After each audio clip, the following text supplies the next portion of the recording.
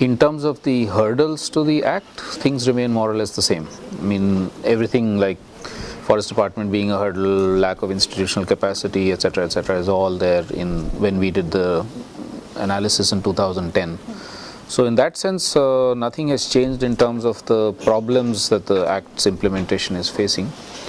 I think what has changed to some extent is that at least where there has been implementation, the 3% or whatever area in which there has been CFRs have been recognized, we are seeing now the potential of the Act actually playing out on the ground.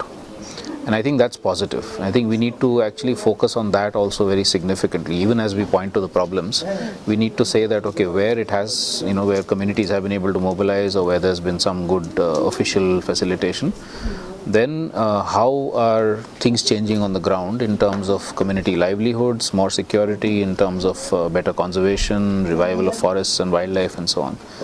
So I see both very worrying continuity of past trends, but also some new things which are more hopeful.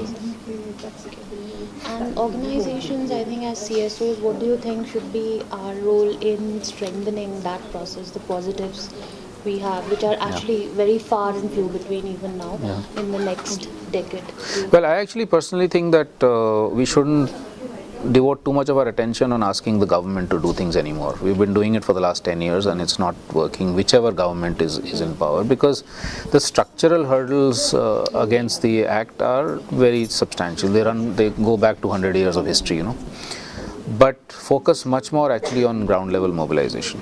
Because as we see, in this 3% if it's happened because there is communities have mobilized, civil society has helped and so on.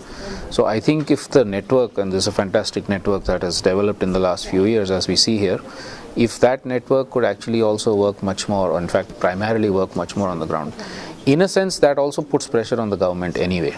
I mean, so as we do advocacy through things like reports and all, ground level implementation which shows the results also puts pressure. I mean, for instance, the bamboo policy in the government in a way changed because villages like Mendaleka did what they did, right? So I think the network needs to focus much more on grassroots mobilization and helping communities that are trying to and struggling with getting the implementation going.